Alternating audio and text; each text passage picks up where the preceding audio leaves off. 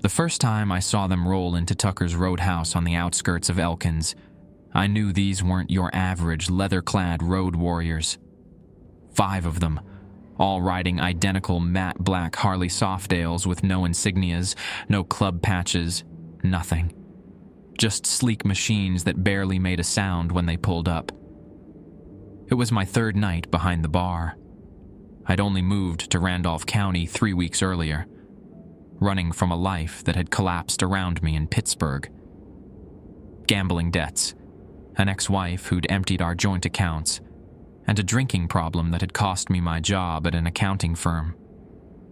West Virginia wasn't exactly my first choice, but my uncle owned this place and offered me a lifeline when nobody else would. "Watch those 5, Hank, the senior bartender, muttered as they entered. "They come in once a month. Remember the rules." I nodded like I understood, though the rules were precisely what had been confusing me since I'd started. Tucker's Roadhouse looked like any other roadside dive. Neon beer signs, pool tables with cigarette burns, a jukebox that seemed permanently stuck in 1982. But it operated under a bizarre code that everyone but me seemed to know instinctively. "Travis," a voice called. The tallest of the 5 bikers took a seat directly in front of me. His face was deeply lined, weather-beaten, but his eyes were startlingly clear, like ice water in January. "Whiskey, the one from beneath." I glanced at Hank, who made an almost imperceptible nod toward a trapdoor behind the bar. I'd assumed it led to a cellar or storage area, not something I'd need to access while serving. "And make it wet," the man added, his gaze never leaving mine. What the hell did that mean? Make it wet? Isn't whiskey already wet? "You're new," another one said, a woman with a silver streak running through otherwise jet black hair. "Dugan's replacement?" "Yeah," I managed. "I'm Jeff Keener."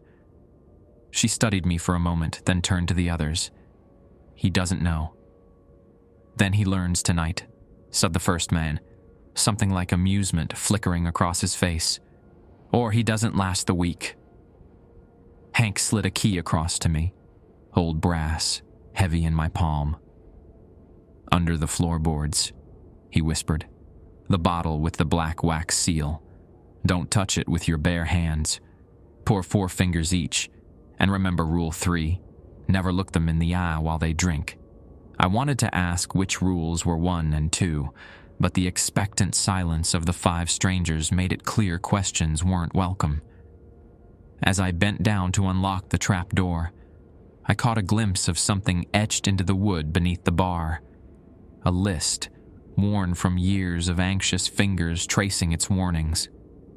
I should have left right then. Should have dropped the key, walked out the door, and hitchhiked anywhere else. But I needed this job. And as I was about to learn, mead is a dangerous thing in a place where rules are written in blood. The trapdoor opened with a groan that seemed almost human.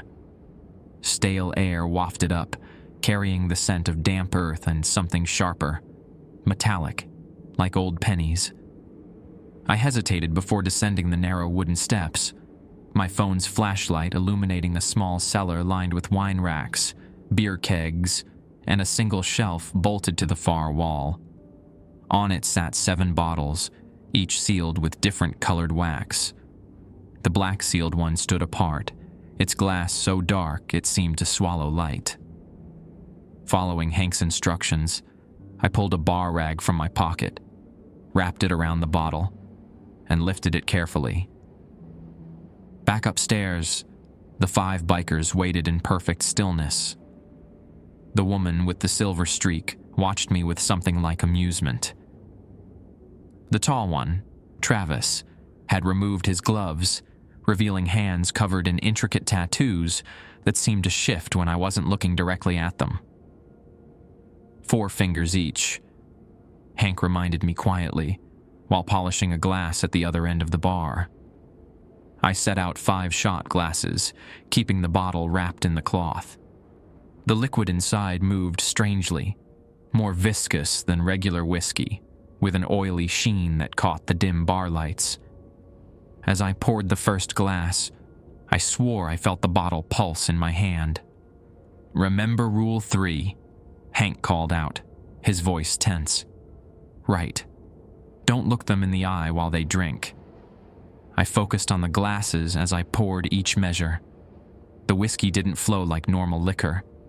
It reluctantly left the bottle in thick, slow rivulets, like blood from a wound that's almost clotted. "And make it wet," Travis repeated, tapping the bar with a silver ring that looked like a twisted serpent. Still unsure what that meant, I glanced at Hank, who suddenly pantomimed splashing water into the glasses. I grabbed the soda gun and added a small spray to each drink. The liquid hissed on contact, releasing a brief curl of vapor that smelled like burning leaves. "First time's always interesting," said a third biker, a wiry man with a jagged scar splitting his left eyebrow. "I'm Laszlo. That's Marnie, Travis you met, and the quiet ones are Decker and Wendell." Wendell, the smallest of the group but somehow the most intimidating, nodded slightly. He wore small round glasses that reflected the bar lights, making his eyes impossible to see. Decker was massive, his arms thick as fence posts, with a beard that reached the middle of his chest. "Pleasure," I managed, though pleasure was the furthest thing from what I felt. In perfect unison, they reached for their glasses. I remembered Rule 3 and looked down, focusing on wiping the bar top. From my peripheral vision, I saw them raise the glasses to their lips. Then the jukebox died, mid-song. The lights dimmed slightly, and all ambient noise in the bar, the murmur of conversations, the crack of pool balls, even the hum of the refrigerators, faded to nothing.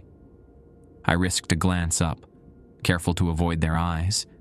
Their throats worked as they swallowed the strange whiskey, and for a brief, terrifying moment, I could see the liquid traveling down their necks, glowing faintly beneath their skin like tracer dye.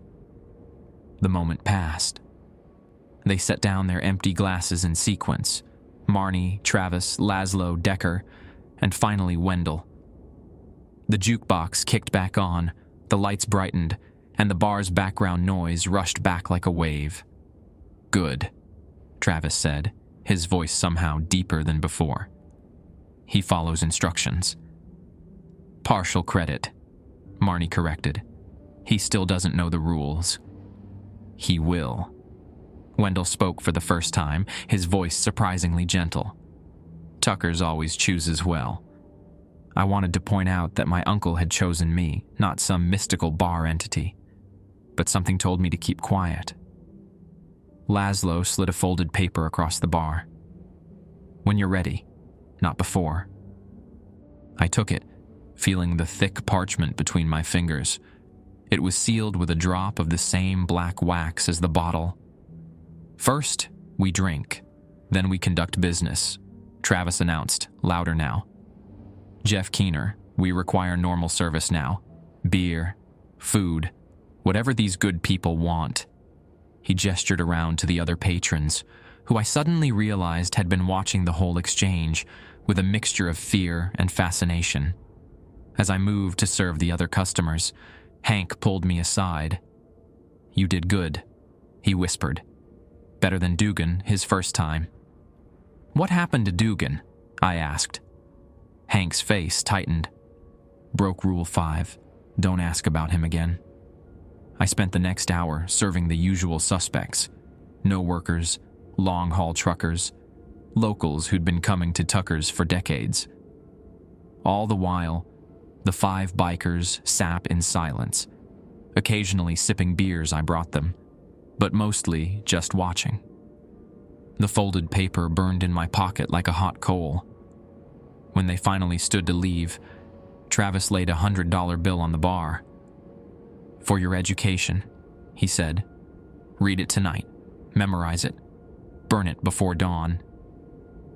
They filed out, their boots making no sound on the wooden floor. Through the window, I watched them mount their bikes.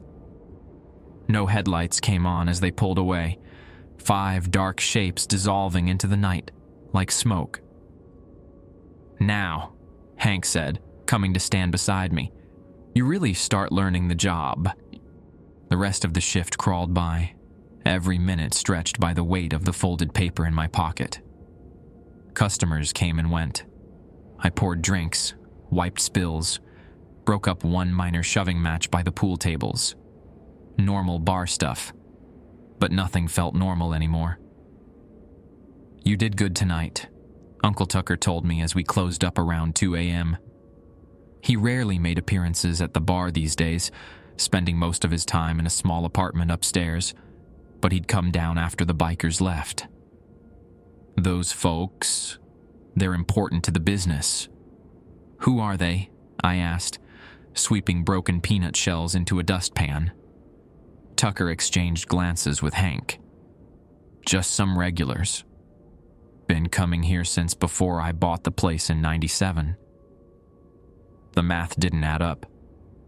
Travis didn't look much over 40, which would have made him a teenager when they started coming here. I kept that observation to myself. "You heading to the cabin?" Tucker asked, changing the subject.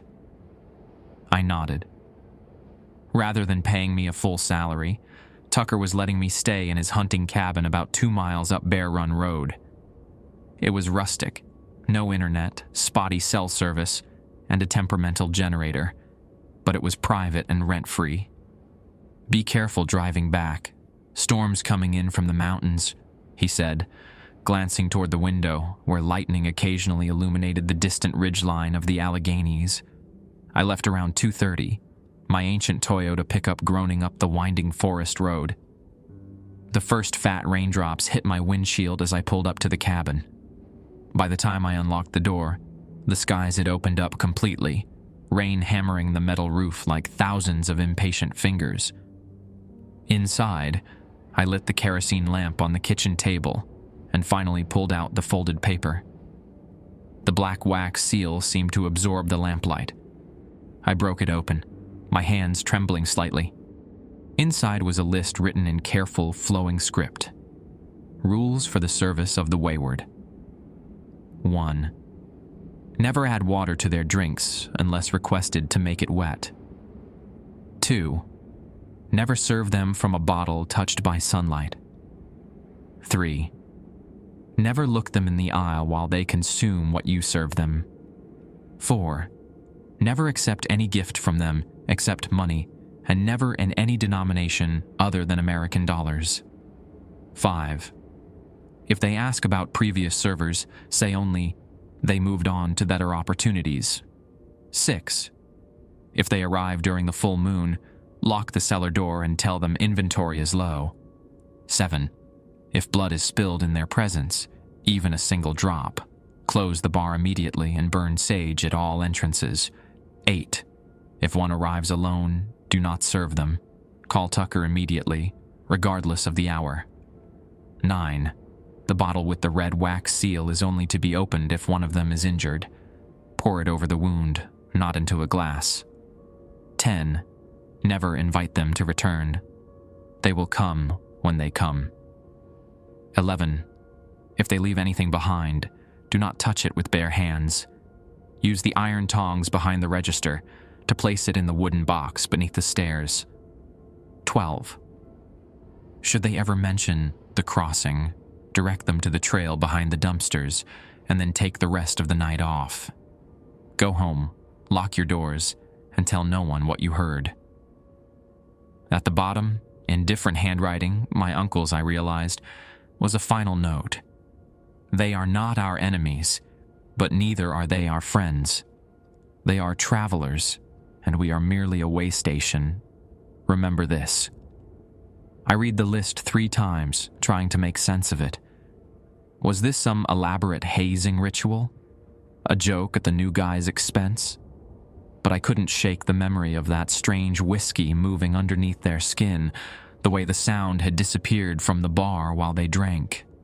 Lightning flashed, and in that brief illumination, I saw something outside the window, a figure, standing perfectly still in the pouring rain, watching the cabin. I doused the lamp immediately, my heart palmed in. Crouching below the windowsill, I used my phone screen to check the time, 3:17 a.m. I waited 5 agonizing minutes before slowly raising my head to peek outside. Nothing, just rain and darkness. A branch scratched against the roof, making me jump. "Get a grip, Jeff," I told myself. "You're letting ghost stories and bar pranks get to you." I relit the lamp and reached for the paper again, but it was gone from where I'd left it on the table.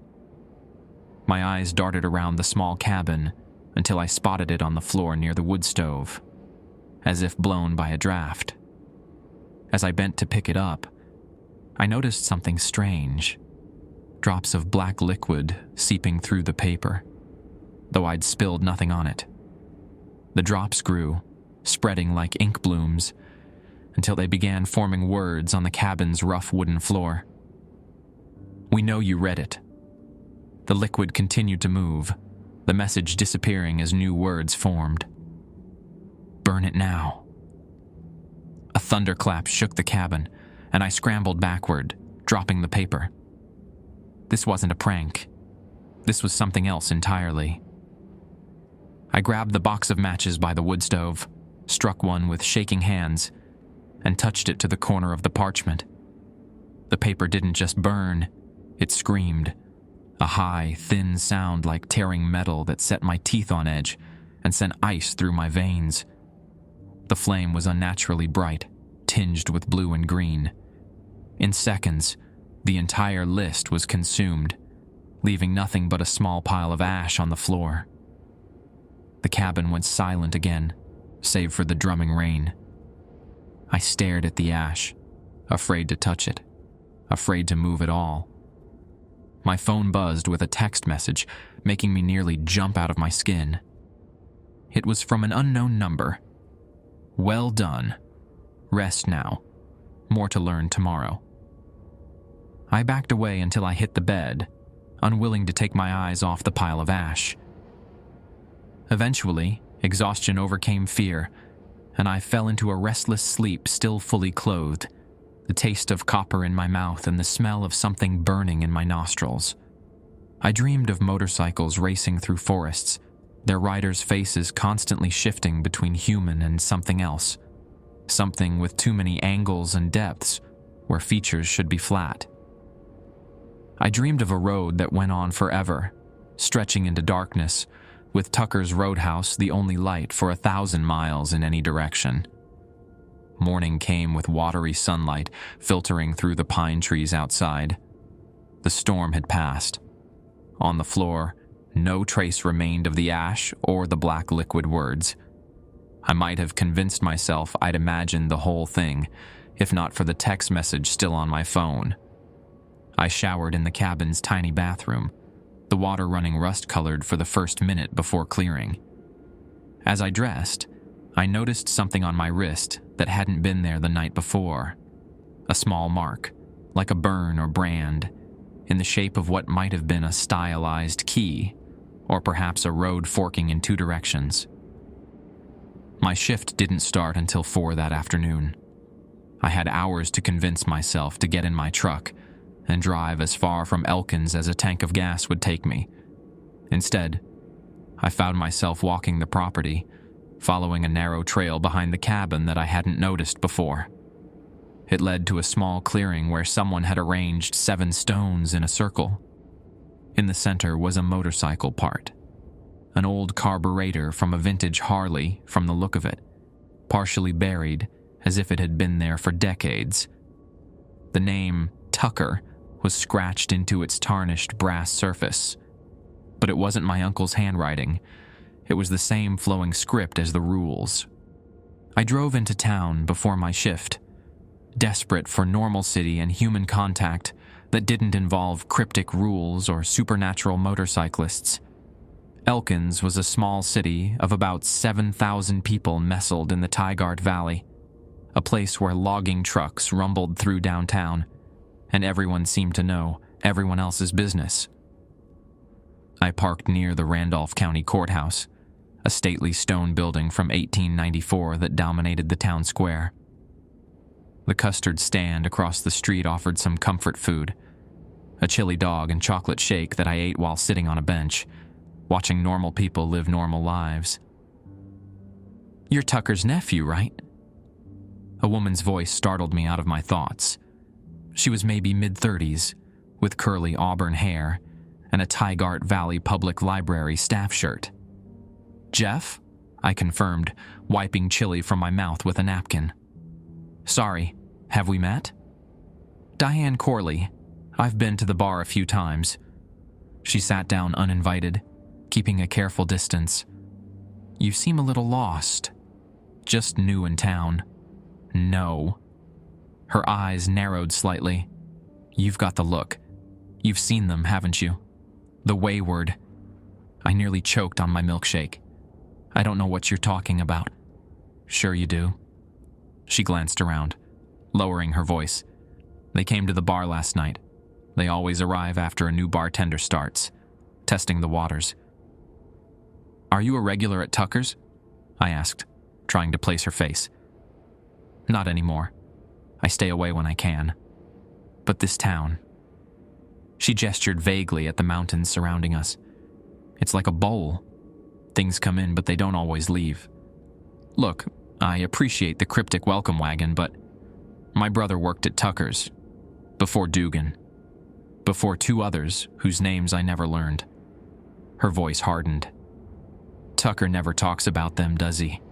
Just says they moved on to better opportunities if anyone asks." Rule 5 echoed in my mind. I felt suddenly cold despite the warm afternoon. "What happened to your brother?" I asked, though part of me didn't want to know. "Lucas. His name was Lucas." She looked away. "Officially, he left town suddenly, abandoned his apartment, his car, but he would have never left his dog behind. Never." I didn't know what to say to that. He told me things near the end, about the bikers, the bottles in the cellar, the rules. She met my eyes again. "Did they give you the rules yet?" I nodded slowly. "Did you memorize them?" Another nod. "Good." She stood up. "Follow them." "Exactly. Don't improvise, don't get curious, and whatever you do, don't..." She stopped abruptly, looking over my shoulder. I turned to see Hank walking toward us, his face tense. "Jeff," he called. "Tucker's looking for you. Said your phone's off." It wasn't. I'd been checking it obsessively all day. "I should go," Diane said quietly. She pressed something into my hand, a small piece of paper with a phone number. "If things get strange, stranger than now." She walked away quickly, not looking back. Hank watched her go, his expression unreadable. "Making friends?" he asked as I approached. "Just being friendly to the locals." "Diane Corley isn't just a local." He started walking toward his truck, expecting me to follow. "She's got ideas about Tucker's, about your uncle." "Like what?" "Like her brother didn't just skip town." Hank unlocked his truck, an ancient Ford with more rust than paint. "Get in. Tucker wants you at the bar early today." The drive to Tucker's Roadhouse was tense and mostly silent. When we pulled into the gravel lot, I noticed something odd. The bar's sign was off, though it was nearly dusk, and only Tucker's pickup was parked outside. "We closed today?" I asked. "Special circumstances," Hank replied, which explained nothing. Inside, the bar was eerily quiet. No music, no TV sports, no clinking glasses or murmur of conversation. Just my uncle, sitting at the bar with a glass of something amber in front of him. Next to him was a wooden box I hadn't seen before, about the size of a shoebox, with intricate carvings along its edges. "Jeff," Tucker said, not turning around. "Glad you made it through the night." Was there a reason I wouldn't? First night after meeting them can be disorienting for some. He gestured to the stool beside him. "Have a seat. We need to talk before we open today." I sat, noticing that his glass contained ordinary whiskey, not the strange black waxed bottle's contents. "Did you burn the rules?" he asked. "Yes." "And the mark? Did you get one?" Instinctively, I touched my wrist where the strange symbol had appeared. Tucker nodded, seeming satisfied. "Good. That means they've accepted you as a potential keeper." "Keeper of what?" I demanded, my patience for cryptic commentary exhausted. Tucker sighed, suddenly looking every one of his 67 years. The crossing, the way station, the bar. He waved his hand in a gesture that encompassed the entire building. "All of it." "I'm just tending bar to pay off some debts, Uncle Tucker. I'm not keeping anything." He chuckled without humor. "That's what I said to my uncle when he brought me in, back in '97. He drained his glass. "But we don't really choose this life. It chooses us." "The wayward," I said, testing the word. "Who are they?" "Travelers," Tucker replied, echoing the note at the bottom of the rules. "From somewhere else, heading somewhere else.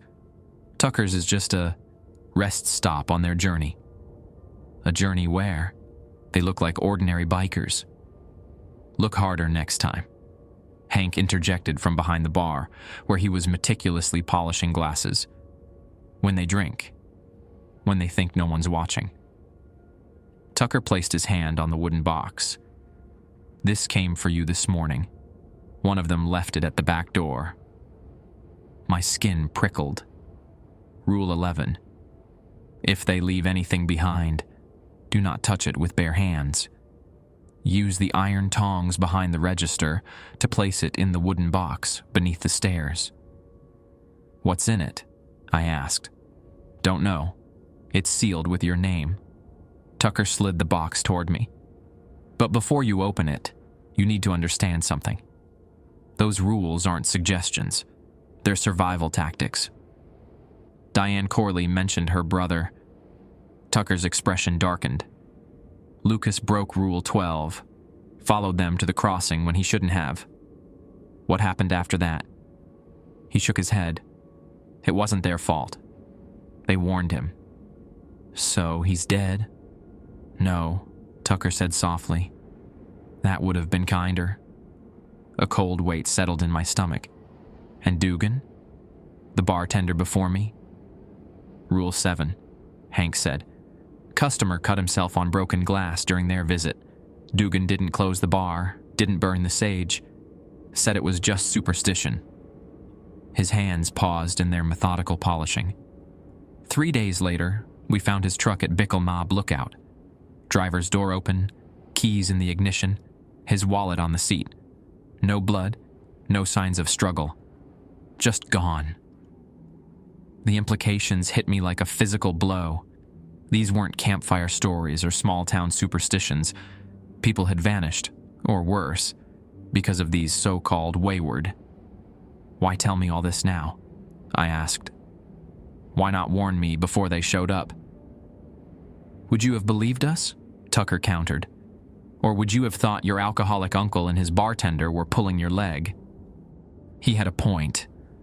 24 hours ago, I would have laughed off the whole thing.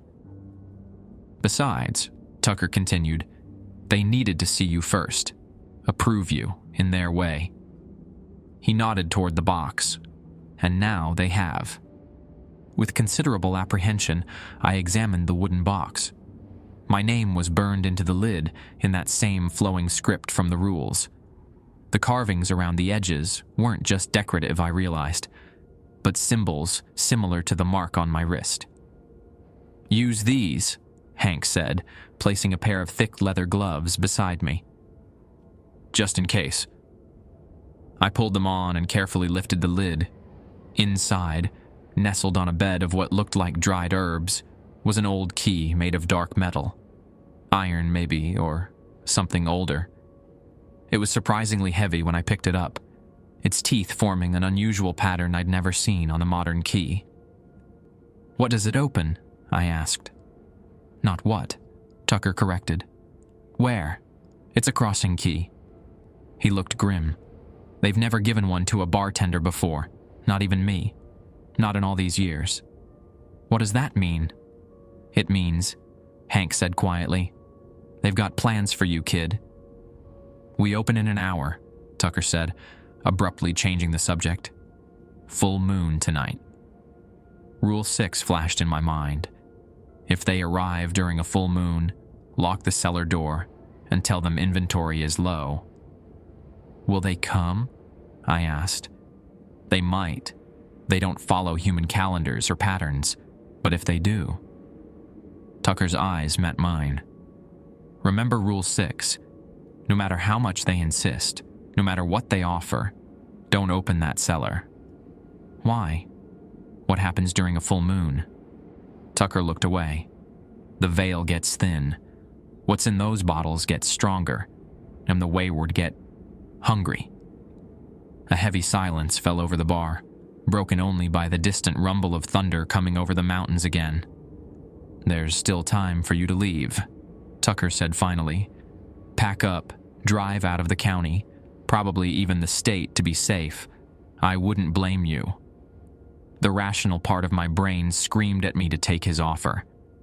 But something else, curiosity, stupidity, or maybe the strange pull of that symbol on my wrist, made me shake my head. I'll stay, I said, surprising myself, at least for now. Tucker nodded, not looking particularly relieved. Then let's get ready to open. And Jeff, keep that key with you. Always. As I slipped the ancient key into my pocket, I could have sworn it grew warmer, almost seeming to pulse against my leg like a second heartbeat. Tucker's Roadhouse filled up quickly that night. Word had somehow spread through Elkins that we were having a full moon special, half-price drafts and free buffalo wings after 9 p.m. I hadn't seen any advertisements, but judging by the knowing looks Hank and Tucker exchanged, this was a deliberate strategy to pack the place. Crowds keep them honest, Hank explained as we frantically filled drink orders. They're less likely to cause trouble when there are lots of witnesses. Unless trouble is what they want, Tucker added grimly, loading another tray of wings into the kitchen's ancient fryer. I kept one eye on the door and the other on my work, jumping at every rumble of motorcycles on the highway. The key in my pocket felt increasingly heavy as the night wore on, occasionally growing warm against my thigh like it was responding to something. Around 10:30, a group of coal miners from the nearby Sentinel mine came in, still dust-covered from their shift. They were regulars, according to Hank, good tippers who occasionally got rowdy but never dangerously so. They took over the pool tables, their laughter and the crack of balls providing a welcome soundtrack of normalcy. "Yo, Jeff," called one of them, a barrel-chested guy named Dawson. "When's Tucker going to get some decent tequila in this place?" "When hell freezes over," Tucker shouted from the kitchen doorway, to appreciative laughter. I was beginning to relax, starting to think we might make it through the full moon night without incident, when the front door swung open. It wasn't the 5 from the previous night. This was a lone rider, tall, lean, dressed in riding leathers that seemed to absorb rather than reflect the bar lights. Rule 8 thundered in my mind. If one arrives alone, do not serve them. Call Tucker immediately, regardless of the hour. The stranger took a seat at the far end of the bar, away from the other patrons. I caught Hank's eye, and he nodded slightly, moving casually toward the kitchen to alert Tucker. I approached warily, keeping a respectful distance. Up close, I could see the rider was a woman, though not Marnie from the previous night. Her helmet had left her short black hair flattened against her skull, and her eyes were hidden behind mirrored sunglasses despite the late hour. "Evening," I managed, my throat suddenly dry. "What can I get you?" She removed her gloves slowly, finger by finger, revealing hands covered in intricate tattoos similar to Travis's, symbols that seemed to shift when viewed peripherally. Jeff Keener, she said, my name sounding strange in her mouth, like she was tasting each syllable. The newest keeper of the crossing. I'm just a bartender, I replied automatically. Her lips curved in what might have been a smile. For now. She placed her hands flat on the bar. I'll have what's kept beneath, made wet. My stomach twisted. I glanced toward the kitchen, hoping to see Tucker or Hank emerging, but the door remained closed. I'm sorry, I said, trying to keep my voice steady. We're out of stock on that particular item tonight. She went very still. Are you refusing me service, Keeper? It's a full moon, I explained awkwardly. Inventory's low. She removed her sunglasses and I had to fight not to recoil. Her eyes weren't unusual in color or shape, a normal hazel, but they reflected the bar lights like an animal's would, twin points of brightness in the dim room. The old rules, she murmured. How quaint. She leaned forward slightly. But I'm not here for a drink, Jeff Keener. I'm here about the key. My hand instinctively moved to my pocket where the iron key sat. You don't know what you've been given, she continued. The others are optimistic about your potential. I remain unconvinced. Who are you? I asked. I am December. She said it like it should mean something to me. The last month, the darkest tide, the final crossing before the turn. Before I could respond, Tucker emerged from the kitchen, wiping his hands on a dish rag. His face was carefully neutral, but I could see tension in every line of his body. December, he acknowledged with a slight nod. Been a while. Tucker, she returned, equally cool. Your establishment continues to exist. How persistent of it. It's a full moon, Tucker said, the warning clear in his voice. So I've been informed by your nephew. Her gaze returned to me. Family business. How traditional. What do you want, December? Tucker asked bluntly. To meet the new key bearer. To measure his worth.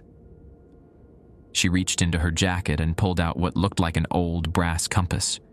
When she flipped it open, however, I saw it contained not a magnetized needle, but a small vial of dark liquid. I brought a gift. Rule 4 flashed in my mind. Never accept any gift from them except money, and never in any denomination other than American dollars. I can't accept that, I said. Her eyebrows rose slightly. Smart boy, you've memorized your scripture well. She pocketed the compass again. Very well, no gifts, but a warning, freely given. The key you carry opens doors that should remain closed. The others believe you're strong enough to resist the temptation. I disagree. What temptation? I asked. December's smile widened, showing teeth that seemed just slightly too numerous, too perfectly white. To go through, to see what lies beyond. Every keybearer faces it eventually. Her gaze shifted to Tucker. Some resist better than others. Tucker's hand moved unconsciously to his left leg, which I suddenly realized was the one he always favored. An old injury, I'd assumed, but now I wondered. Jeff's different, Tucker said firmly. We shall see, December replied. She stood abruptly. I've seen enough for now. When the others return, tell them I've made my assessment. She turned to leave, then paused. Oh, and Jeff, check your cellar. I believe you'll find your inventory issue has resolved itself. A chill ran through me. The cellar door was locked. I'd checked it myself before opening, with the only key hanging behind the bar. December walked out without another word, leaving a strange silence in her wake that was broken by the sudden blare of the jukebox starting a new song. What the hell was that about? I asked Tucker when I was sure she was gone. December's the most cautious of them, he said quietly. She doesn't trust easily, especially not humans. As opposed to what? Tucker ignored the question. Check the cellar door. Now. I hurried to the back, heart pounding. The heavy oak door leading to the cellar steps still had its padlock in place, seemingly untouched. But when I put my hand on it, the metal was ice cold, frosted over as if it had been submerged in liquid nitrogen. When I touched it, the lock simply crumbled to pieces in my hand. Shit, I whispered, gingerly pushing the door open. Cold air billowed up from below, carrying that same metallic scent I'd noticed the previous night. I flipped on the light switch, revealing the narrow wooden stairs leading down. What I saw made my blood freeze. The cellar was exactly as I remembered it, with one significant difference. The shelf of wax-sealed bottles had changed. Where before there had been 7 bottles, now there were 12. 5 new ones had appeared, each sealed with silver wax and arranged in a perfect circle. And in the center of that circle, drawn in what looked horribly like dried blood, was the same symbol that had appeared on my wrist. I backed away, pulling the door closed and leaning against it. When I returned to the bar, Tucker took one look at my face and knew. 5 new ones, he asked quietly. I nodded. Silver wax? Another nod.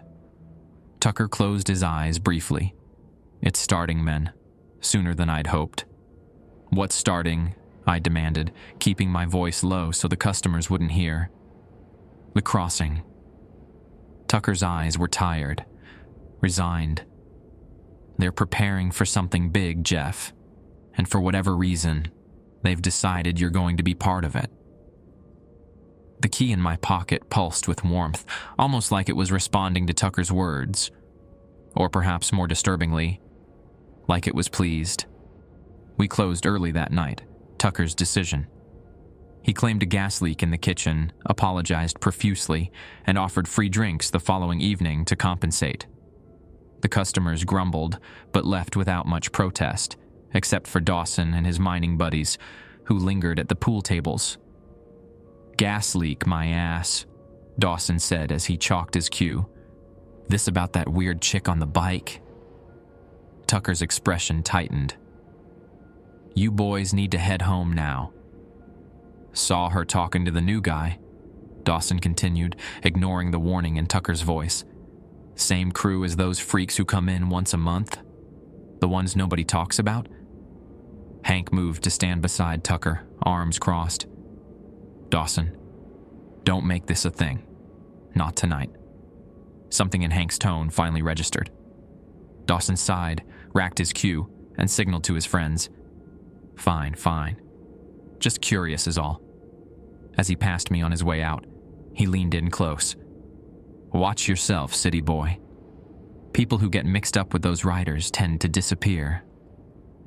After they left, Tucker locked the door and flipped the closed sign. We need to check the whole cellar, he said, limping toward the back. Those 5 new bottles, they're part of something bigger. The crossing? I asked, following him. That's part of it, Tucker confirmed. December wouldn't have shown up alone unless something important was happening. The 3 of us descended into the cellar, Tucker leading with a heavy flashlight that cast long shadows across the stone walls. The room seemed even colder than before, our breath fogging in the air despite the warm June night above us.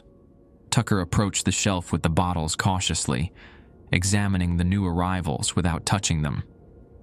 The silver wax seals gleamed in the flashlight beam like liquid mercury. I've never seen silver-sealed ones, he murmured, in 25 years. What's in them? I asked. Nothing that should be here, Hank replied cryptically. Tucker knelt with difficulty to examine the symbol drawn on the floor. This is old magic.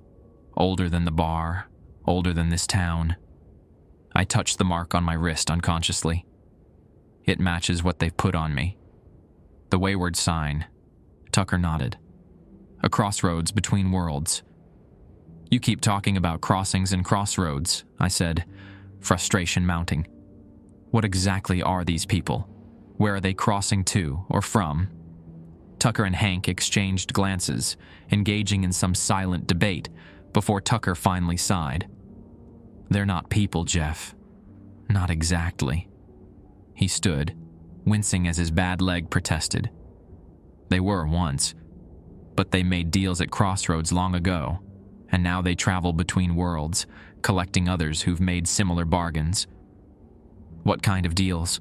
I asked, though I was starting to suspect. The usual kind, Hank said quietly. Power, wealth, love, revenge. Something wanted badly enough that a piece of yourself seems a fair price at the time. Souls, I said, the word falling into the cold air like a stone. You're talking about selling souls. That's the simplified version, Tucker admitted. It's more like they become something else.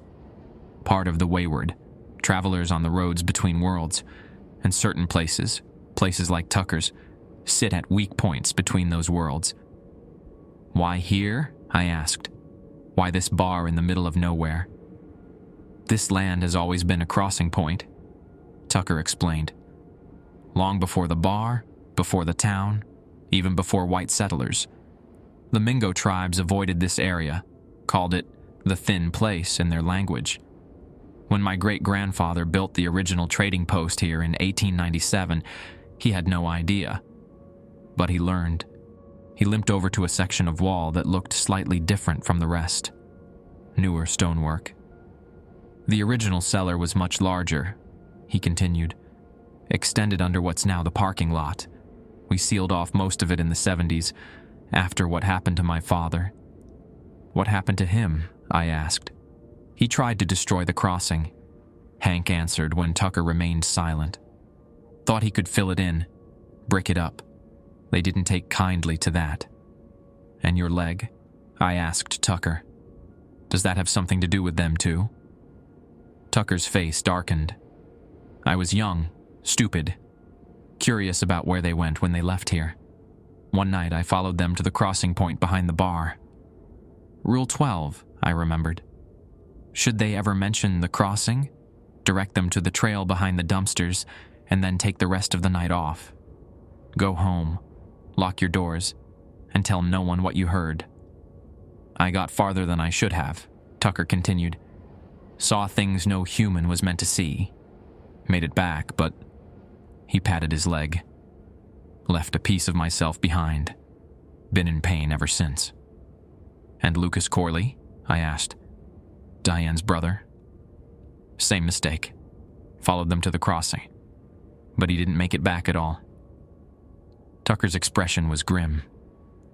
At least, not all of them did. A chill ran down my spine. What does that mean? Something wearing Lucas's face showed up at his apartment a week later, Hank explained. His girlfriend knew immediately it wasn't him. Called the police, but by the time they arrived, it was gone.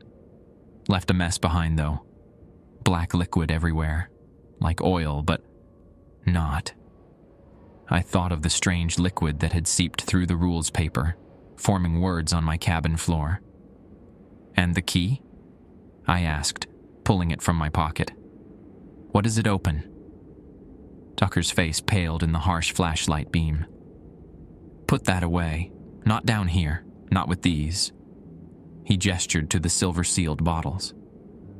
I returned the key to my pocket, where it pulsed with heat against my thigh.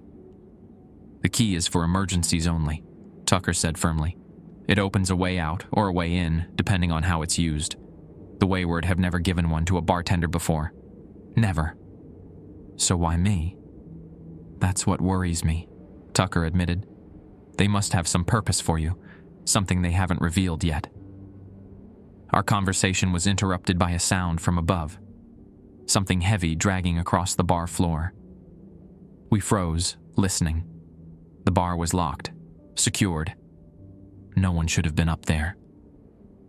Stay here, Tucker whispered, heading for the stairs.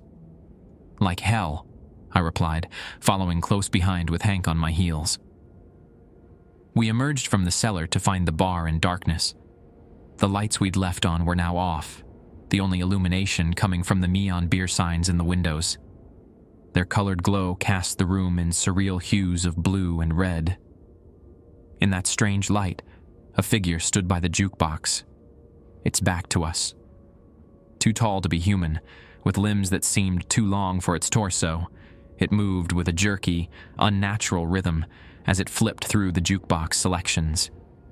Music suddenly blared, Leonard Skynerd's Simple Man, and the figure swayed in a grotesque parody of dancing. "Who's there?" Tucker called, his voice admirably steady. The figure stopped moving but didn't turn around. "Who's there?" it repeated in Tucker's exact voice. "Who's there? Who's there?" Each repetition distorted further until it became an inhuman jumble of sounds. Tucker raised his flashlight, the beam cutting through the darkness to illuminate the figure. It wasn't one of the wayward. It wasn't anyone I recognized.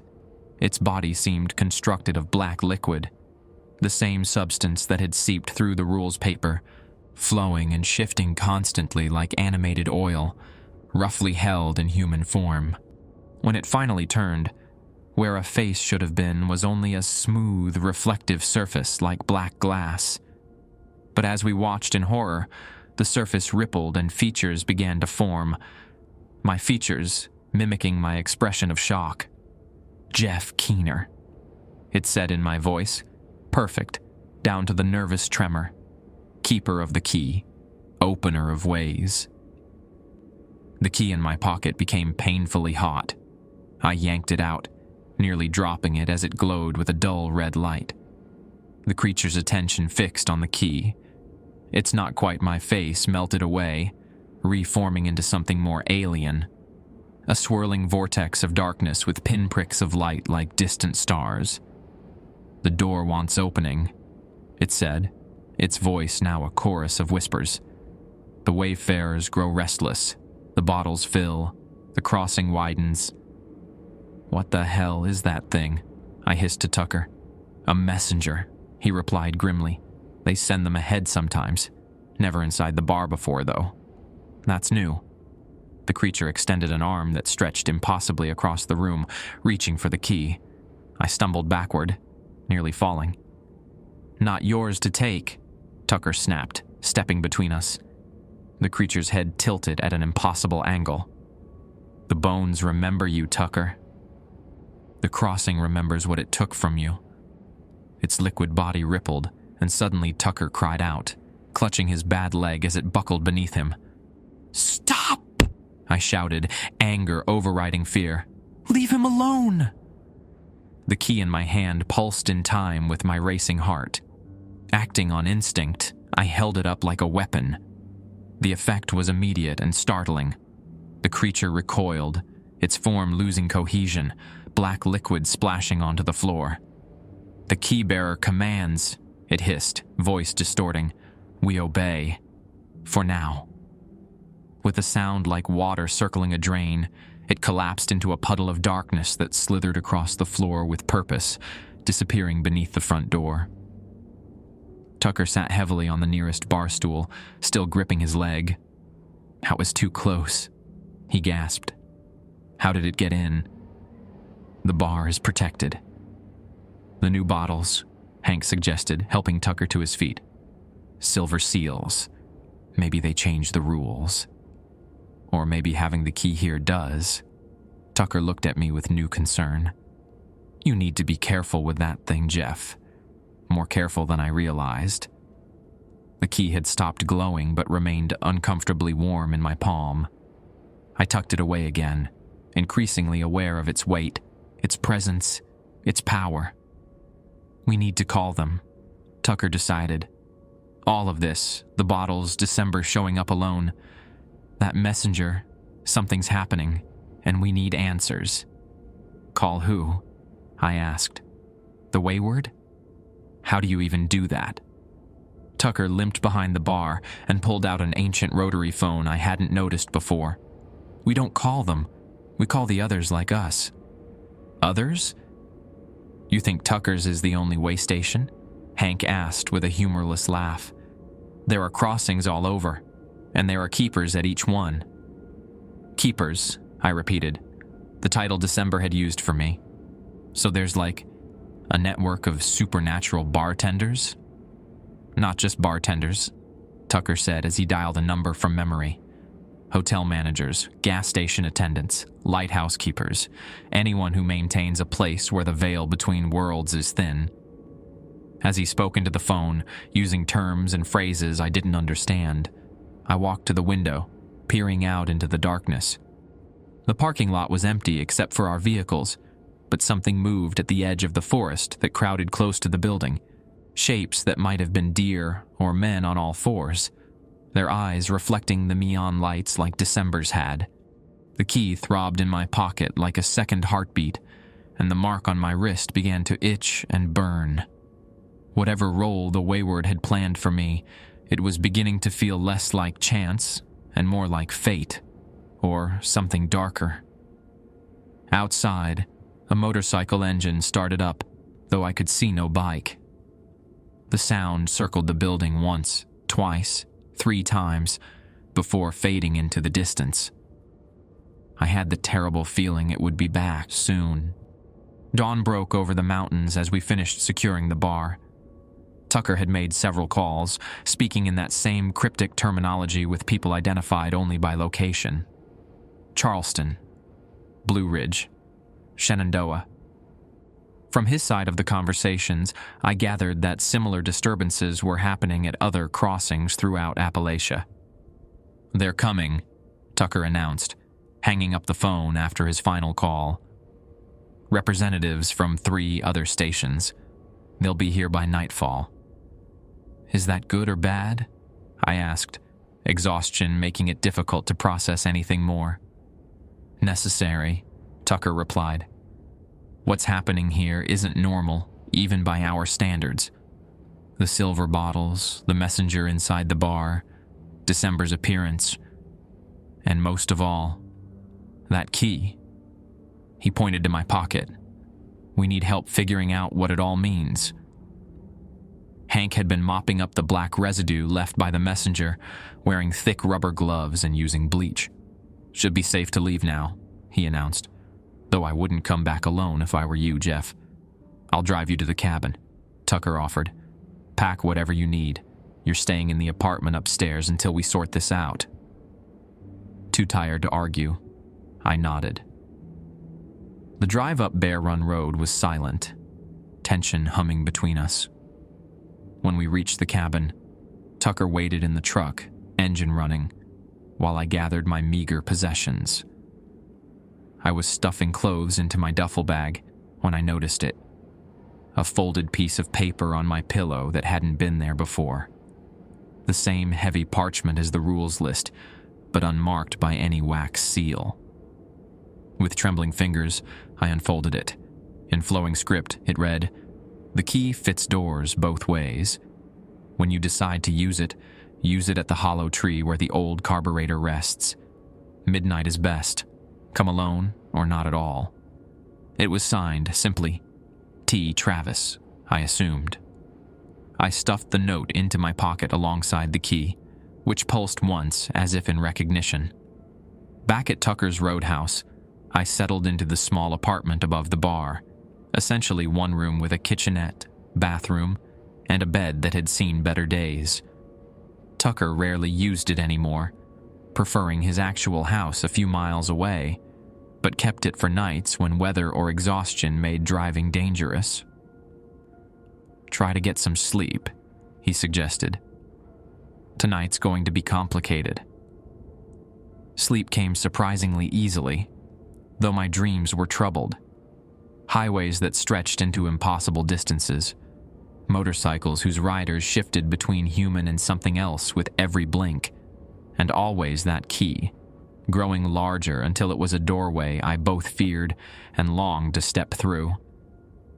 I woke to voices downstairs, unfamiliar ones mixed with Tucker's and Hank's. Checking my phone, I saw it was just past 6 in the evening. I'd slept nearly 12 hours.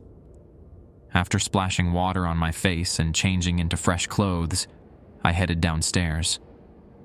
Tucker's Roadhouse remained closed to the public, the parking lot empty, except for 4 vehicles I didn't recognize: a battered Jeep Wrangler, an ancient station wagon, a pristine 1970s Cadillac, and a modern electric pickup.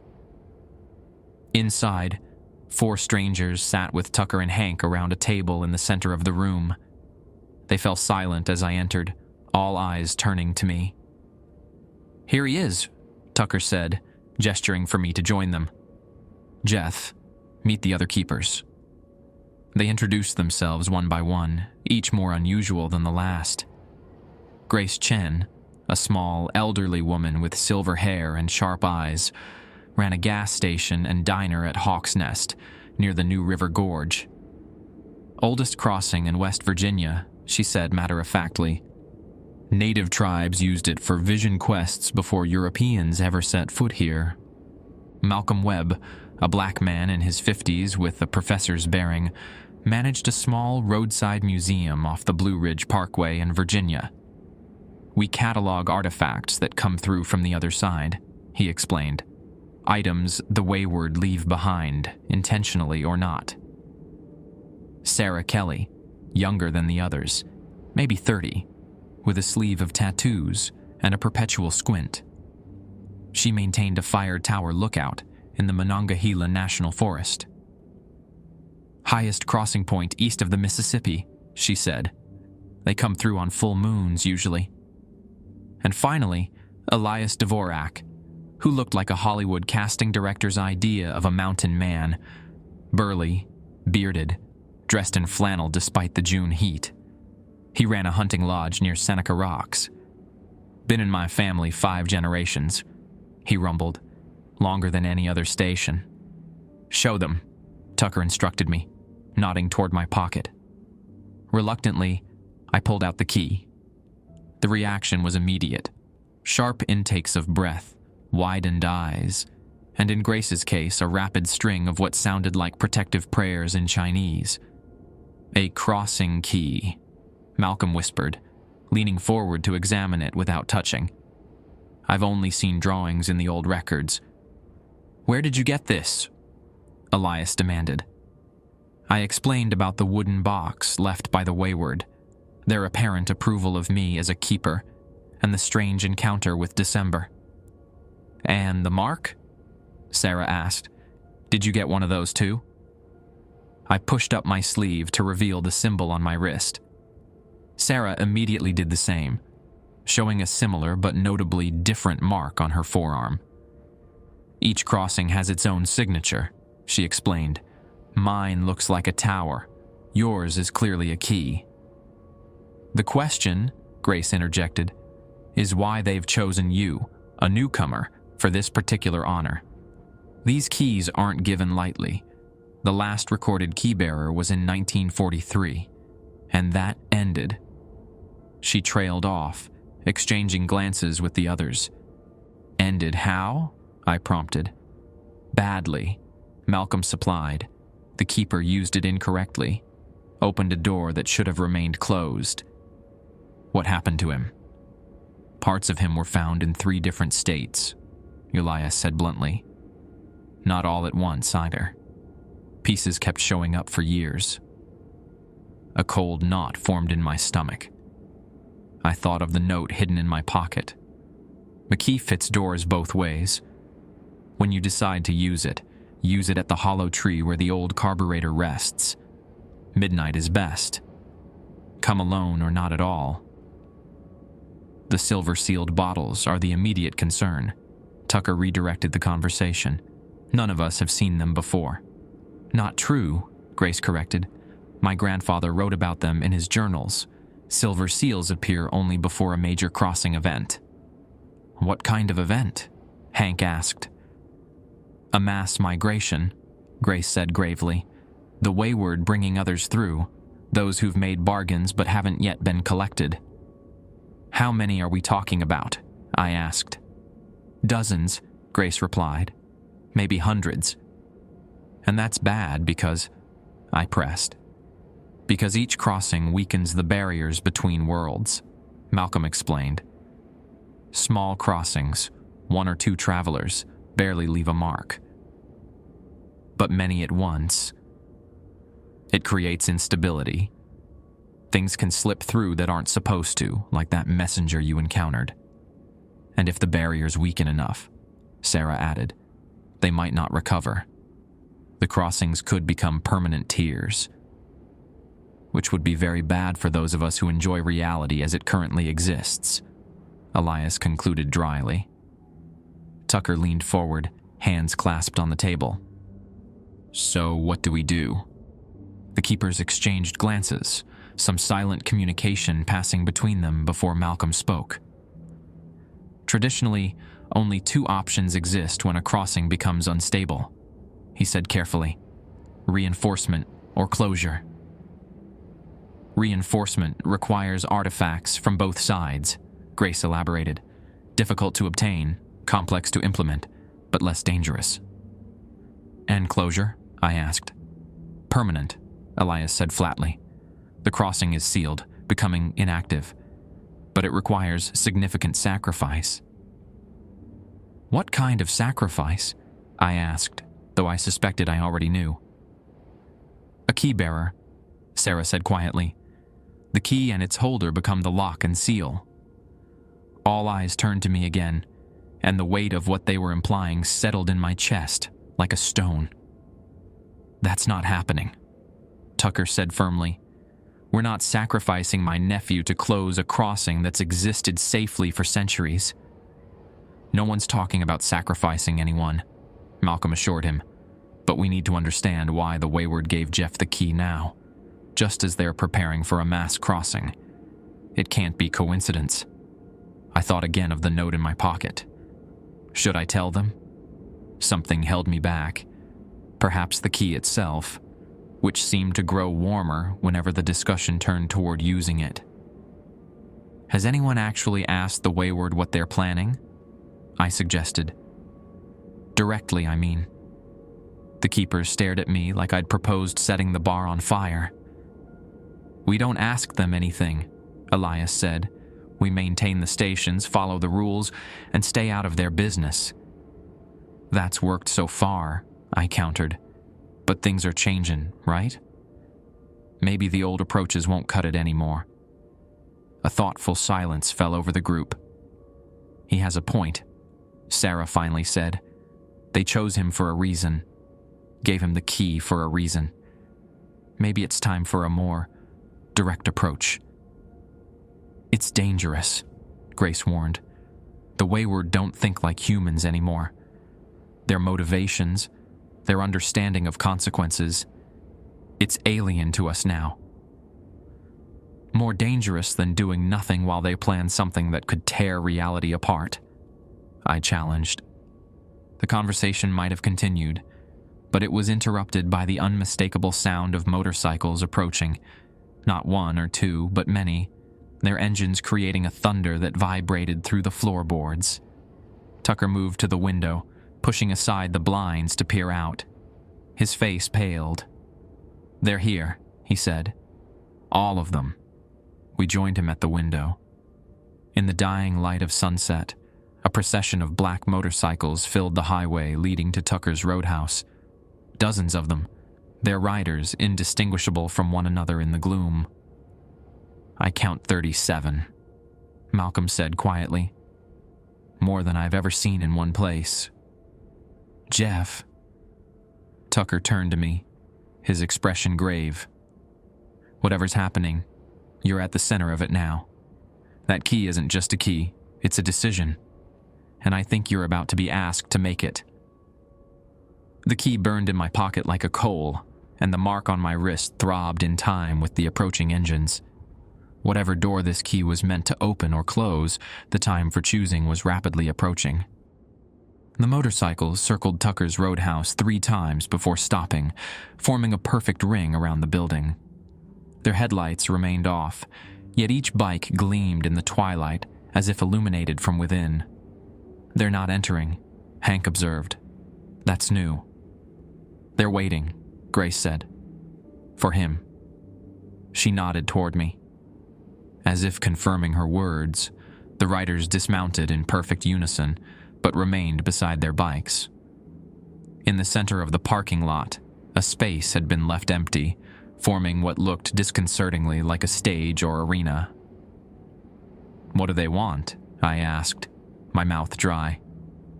"Only one way to find out," Tucker replied grimly. "You can't seriously expect him to go out there alone," Sarah protested.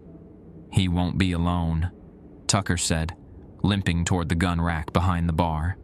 He pulled down an ancient shotgun, checking that it was loaded. "I'll go with him." "Weapons won't help against them," Malcolm warned. "You know that." "Makes me feel better anyway." Tucker shrugged, then looked at me. "Your call, Jeff. We can wait them out, or we can see what they want." The note in my pocket felt like it was burning a hole through the fabric. I knew what they wanted. For me to use the key at midnight, at the hollow tree. But I couldn't explain how I knew without revealing I'd been keeping secrets. "I'll talk to them," I decided. "But not out there. This is your bar, Tucker. If they want to talk, they can come inside and follow the rules like everyone else." A smile ghosted across my uncle's face. "That's the keener stubbornness. Your father would be proud." "My father was a drunk who abandoned us," I replied flatly. "But thanks for the sentiment." I moved to the front door and unbolted it, swinging it wide open. Standing in the threshold, not outside but not fully inside either, I called out to the assembled riders. "If you've come for drinks, we're closed for a private event. If you've come to talk, then come inside and talk. But I'm not playing whatever game this is." For a long moment, nothing happened. Then, from their perfect circle, 5 riders detached and approached the door. Travis, Marnie, Laszlo, Decker, and Wendell from my first night. As they drew closer, I could see something was different about them. Their movements were more fluid, less human somehow, and their features seemed to blur at the edges when viewed directly. "The keybearer has spine," Travis remarked, his voice carrying easily across the distance. "Good. He'll need it." They stopped a few feet from the door, just outside the threshold. "May we enter, Keeper?" Marnie asked formally. I remembered the rules about invitations. "You may enter to conduct business, but I'm not inviting you to return." A smile flickered across her face. Well remembered. The 5 of them stepped inside, and I felt something shift in the air, like a pressure change before a storm. Behind me, I heard Grace murmuring something that might have been a prayer. "The others," Travis said, gesturing to the keepers, "an unexpected complication."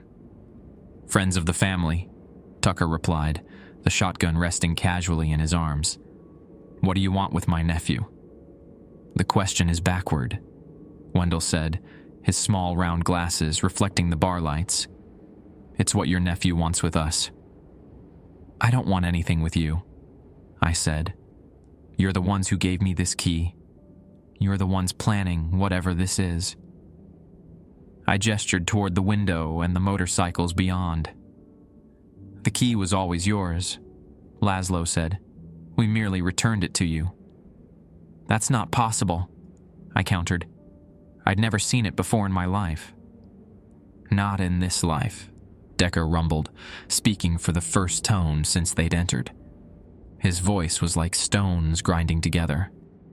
An uncomfortable silence fell over the room as I processed the implication.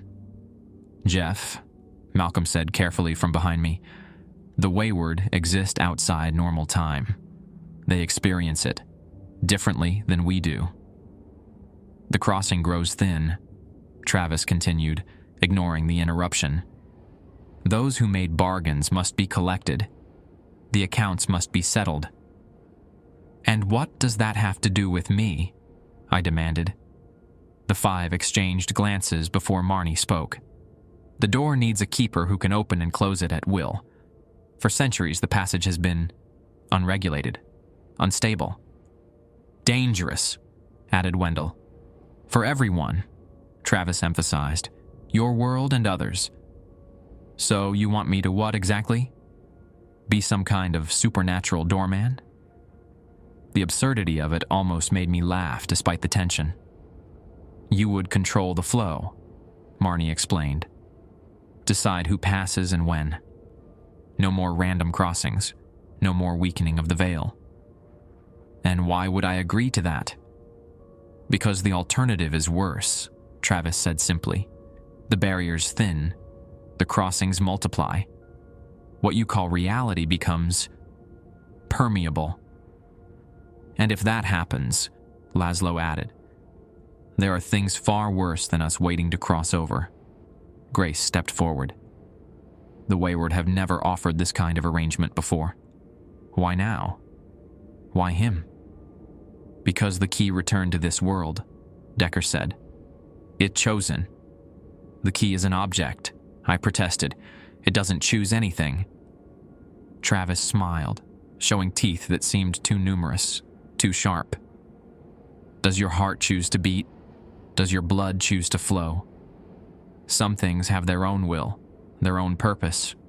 Read the note, Marnie said suddenly. The one you've been hiding. I froze. The other keepers looked at me in confusion. What note? Tucker demanded. Slowly, I withdrew the folded paper from my pocket. As if responding to its presence, the key grew hot enough that I had to pull it out too, holding both items in my open palm. He's been keeping secrets, Elias observed disapprovingly. Self-preservation, Travis countered, a healthy instinct. I unfolded the note and read it aloud. The key fits doors both ways. When you decide to use it at the hollow tree where the old carburetor rests. Midnight is best. Come alone or not at all. You weren't going to tell us about this? Tucker asked, hurt evident in his voice. I didn't know what to make of it, I admitted. And something told me to keep it to myself. The key, Wendell nodded. It has its own protections. And this hollow tree? Malcolm asked. Where is it? Behind my cabin, I said. There's a clearing with stones arranged in a circle, a carburetor buried in the center with Tucker scratched into it. Tucker's face paled. That was my father's, from his Harley. After he disappeared, I buried it there as a kind of memorial. A marker, Travis corrected, for the crossing. Outside, one of the waiting motorcycles revved its engine, then another. Soon all were roaring in unison, creating a wall of sound that rattled the windows. They grow impatient, Laszlo observed. Midnight approaches, Marnie added. You must decide. Decide what? I asked, though I suspected I knew. Whether to use the key, Travis said. To take control of the crossing, to become its true keeper. And if I refuse, then the crossing remains uncontrolled. The barriers continue to weaken. Eventually, they fail completely. His expression was solemn. Your world and others bleed together. The results would be unpleasant. For everyone. There has to be another option, Sarah insisted. The old texts mention reinforcement. Temporary measures, Wendell interrupted. The crossing needs a keeper with the key. It has always needed one. So why hasn't there been one before now? I challenged. There was, Decker said. Long ago, but he was lost. The key with him. Until now, Travis added, his gaze fixed on me. Until you. The motorcycles outside fell silent all at once, creating a vacuum of sound more disturbing than the noise had been. You have until midnight to decide, Marnie said. We will wait. And if I say no, I asked. Then we collect those we came for and depart, Travis said. The crossings continue as they have. The barriers weaken further. And eventually, something else comes through. Something that doesn't bother asking permission. With that, the five turned in perfect unison and walked out the door. They returned to their motorcycles but didn't mount them, standing in the gathering darkness like silent sentinels. "Well," Tucker said after they'd gone, "that was informative." "And terrifying," Sarah added. "Jeff," Malcolm approached me cautiously. "May I?" He gestured to the key still in my palm. I nodded, and he peered at it closely without touching it. "The design is ancient," he observed. "Pre-colonial, but with European influences. A hybrid, like so much in this region." "What do you think they're really after?" I asked the assembled keepers. "This seems too convenient." "The Wayward don't think like us anymore," Grace reminded me. "Their priorities, their concept of time and consequence, it's alien now. But they've never lied to us, even when the truth is unpleasant." "So you think I should do it?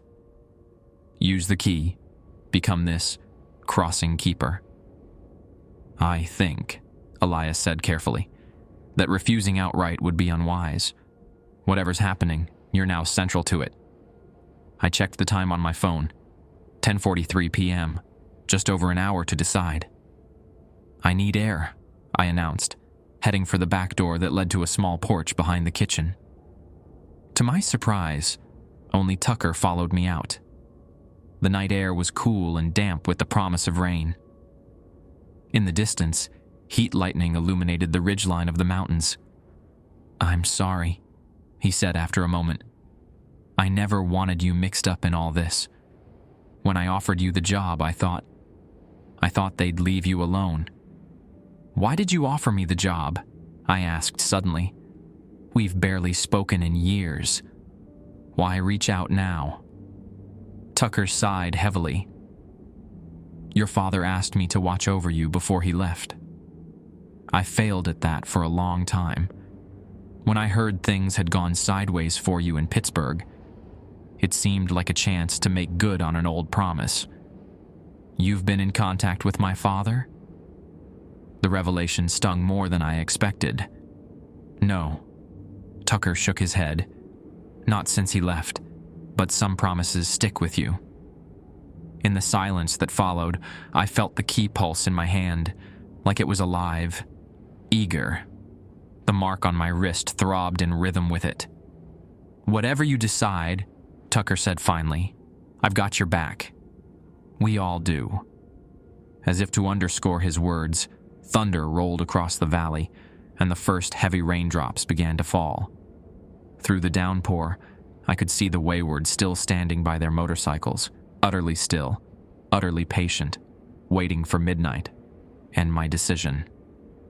The door behind us opened, and Malcolm stepped out. "It's time. We should head to the crossing site, if that's what you've decided." I looked at the key once more. In the flash of lightning, it seemed to gleam with an inner light, not reflecting the storm, but somehow containing it. "Let's go," I said, making my decision. "I want to see this hollow tree." It's been 6 months since that night at the hollow tree. 6 months since I inserted the ancient key into a lock that shouldn't have existed. A small iron keyhole embedded in the living wood, visible only when the moonlight hit it just right. The door that opened wasn't physical, not exactly.